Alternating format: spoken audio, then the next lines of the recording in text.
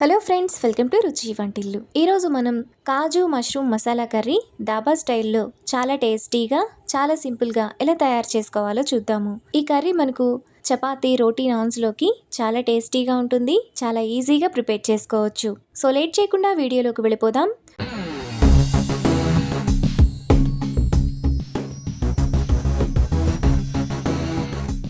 ముందుగా ఈ కర్రీ చేసుకోవడానికి 200 గ్రాముల మష్రూమ్స్ని 3-4 సార్లు బాగా కడిగి పైన ఉన్న పొట్టును తీసేసి ఇలా చిన్న చిన్న ముక్కలుగా కట్ చేసుకొని పెట్టుకోవాలి. తరువాత చిన్న చిన్న ముక్కలుగా కట్ చేసుకున్న 3 టమాటా, సన్నగా తరిగిన ఉల్లిపాయలు 3, 2 పచ్చిమిరపకాయలు, కర్రీలో గ్రేవీ కోసం 2 టేబుల్ స్పూన్ల జీడిపప్పు, కర్రీలో వేసుకోవడానికి మరో 2 టేబుల్ స్పూన్ల జీడిపప్పు, మసాలా దినుసులు 3 యాలకులు, 2 ఇంచుల దాల్చిన చెక్క, 2 లవంగాలు, 1 బిర్యానీ ఆకు, చిన్న జాపత్రి 1. తరువాత స్టవ్ మీద పాన్ పెట్టుకొని అందులో 1 టేబుల్ స్పూన్ ఆయిల్ వేసుకోవాలి. ఆయిల్ వేడైన తర్వాత మసాలా దినుసులు, ఉల్లిపాయ, పచ్చిమిరపకాయలు, జీడిపప్పు వేసుకొని 1 నిమిషం పాటు మీడియం ఫ్లేమ్లో ఫ్రై చేసుకోవాలి.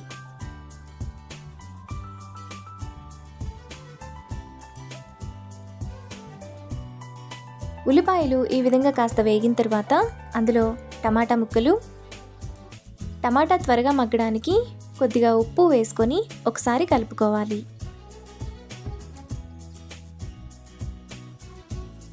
ఇలా కలుపుకున్న తర్వాత కొద్దిగా నీళ్లు పోసుకొని మూత పెట్టి మధ్య మధ్యలో కలుపుతూ టమాటాను, ఉల్లిపాయలను మెత్తగా ఉడకనివ్వాలి.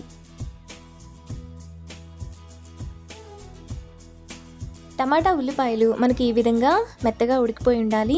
ఇలా ఉడికిన తర్వాత వాటిని మిక్సీ జార్లోకి తీసుకొని కొద్దిగా చల్లారనివ్వాలి. టమాటా, ఉల్లిపాయ చల్లారిన తర్వాత మూత పెట్టుకొని మెత్తటి పేస్ట్లా మిక్సీ వేసుకోవాలి. మసాలా పేస్ట్ను ఇలా వేసుకున్నాక పక్కన పెట్టుకోవాలి.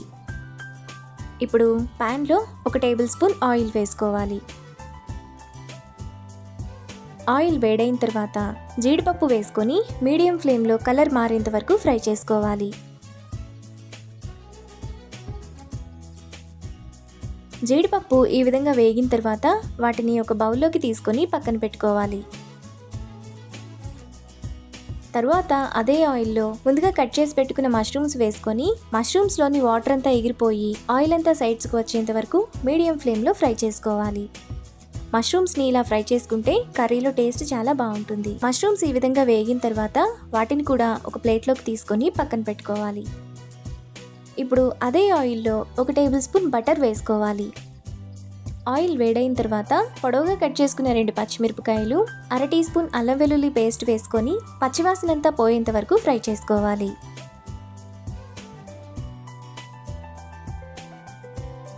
అల్లం వెల్లుల్లి పేస్ట్ ఈ విధంగా వేగిన తర్వాత ముందుగా మనం మిక్సీ వేసుకున్న మసాలా పేస్ట్,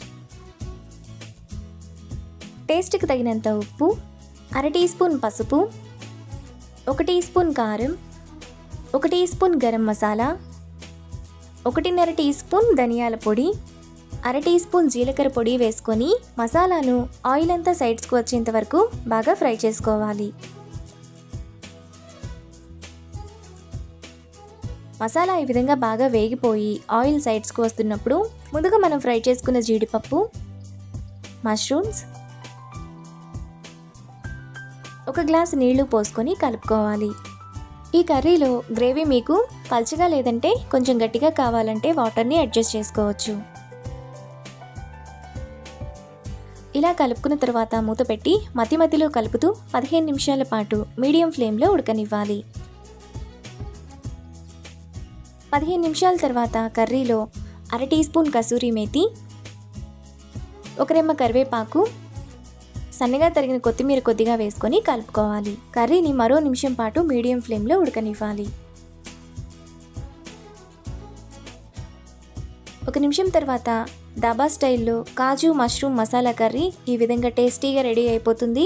ఇప్పుడు ఈ కర్రీని బౌల్లోకి తీసుకొని చపాతీ, రోటీ, నాన్స్లో సర్వ్ చేసుకుంటే ఎంతో టేస్టీగా ఉండే దాబా స్టైల్ కాజు మష్రూమ్ మసాలా కర్రీ రెడీ. ఈ రెసిపీని మీరు కూడా ట్రై చేసి మీకు టేస్ట్ ఎలా కుదిరిందో నాకు కామెంట్స్లో షేర్ చేయండి. ఈ వీడియో కనుక మీకు నచ్చినట్లయితే లైక్ చేసి, షేర్ చేసి, సబ్స్క్రైబ్ చేయండి.